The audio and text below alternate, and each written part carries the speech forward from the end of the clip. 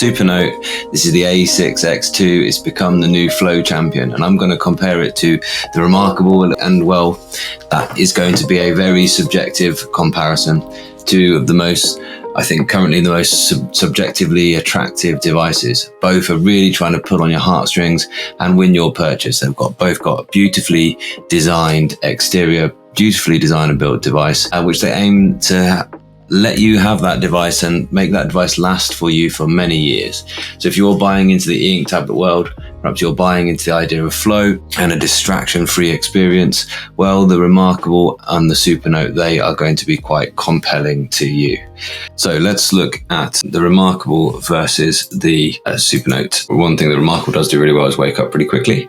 It also has excellent battery life. I haven't gone into depth testing the battery life as well, but judging by Jeffrey Moss's excellent video, it looks like it's going to be sort of average battery life, so not bad and not amazing. Let's have a little look. I'm currently using the Remarkable quite regularly at the minute, and it just lives here on my desk, and what I do is I make any kind of to-do list that I do as well. So let's have a look at the handwriting response. It is still excellent, the Remarkable, by the way. The writing feel on it, you are like, oh, straight home. But I think now this is faster. What we call latency. I think that now the Supernote is faster and the writing feel is excellent. And I stand by something I said way back when I first reviewed the set of Supernotes, the first X devices, that this is more like a pen feel and this is more like a pencil feel. I would say they're more looking at felt pens. I'm not someone who ever likes to write with felt pens or like to write with pencils. However, the drawing with the pencil is amazing. I mean, this is something that I absolutely love. Now, whether it's better to draw here on the Remarkable is something for a longer form of video. But now they've got the Atelier app on here, then finally the Supernote is going to give the Remarkable a run for its money. Whenever I've done comparisons of drawing, I've always said, Supernote, don't even go there for drawing.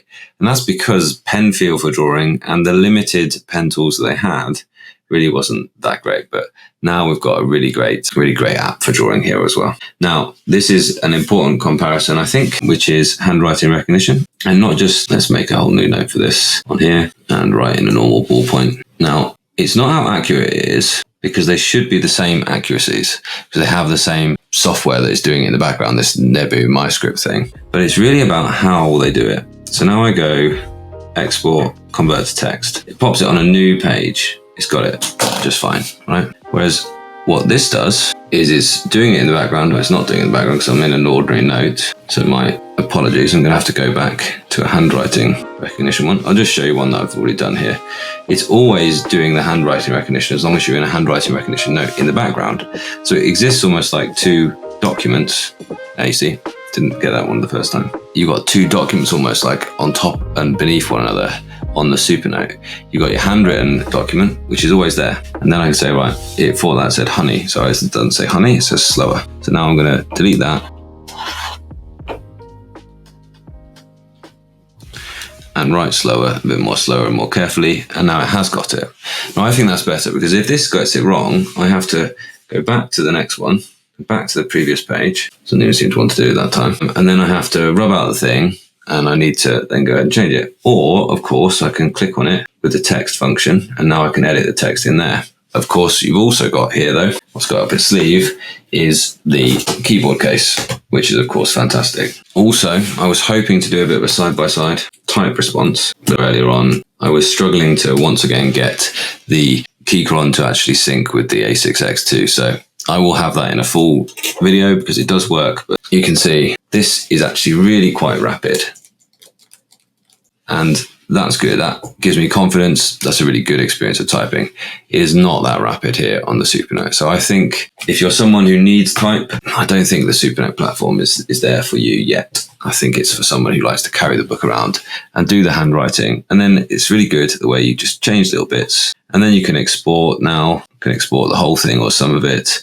I can export each page as text or docx. I can save that to my export folder, and then it will be in the cloud for me to look at wherever I want from whatever document. It will export as docx or a text, as you can see. I can then edit that live copy, and then when I sync, they will sync together. And if there's any clashes, I'll get that conflict thing. It is the most subjective comparison of all, because these two devices are the two that you're just like, I want that. You know, I want that device. That's a beautifully made device. These are the ones, yeah, books devices are attractive. Absolutely. The Kindle Scribe is attractive, but these are the ones where you're just like, yeah, that's the device for me.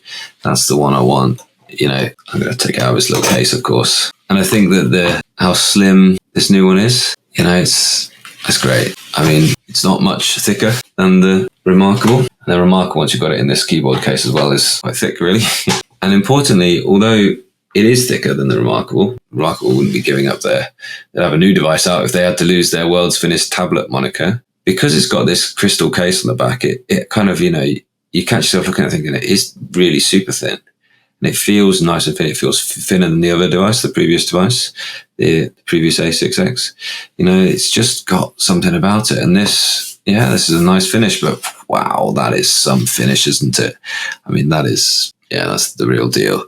And this whole new thing of being able to take the back off, and where they put the magnets as well. The only device to have a magnetic case which doesn't interrupt the handwriting at all. So you can write right up to the edge, because it's for those who write, isn't it? It's for those who love to write, not just need to write, those who love to write. For most devices, there are patches on the device where there is a little pencil. Okay, I'll do it on this page now. Can you see the wobbles? I'm not in the case, but I'll put it in the case. For most devices, especially when you had to patch in a keyboard and extra magnets for that, etc., you can't possibly have a kind of wobble-free. Yeah, look at it. Yeah, okay, you're going to have a large chin and, forehead because of that. But my word, I'll take that to be able to write neatly in every single part of my thing. It's not even just at the edges now in the Remarkable, is it? It used to be just kind of around the edges, but now we've got that keyboard. And look, it's not even being in the case that's the issue. It's just where the magnets are to attach it into the case. So yeah, kudos to Supernote. They've done a fabulous job with this. Any more questions about this comparison, let me know.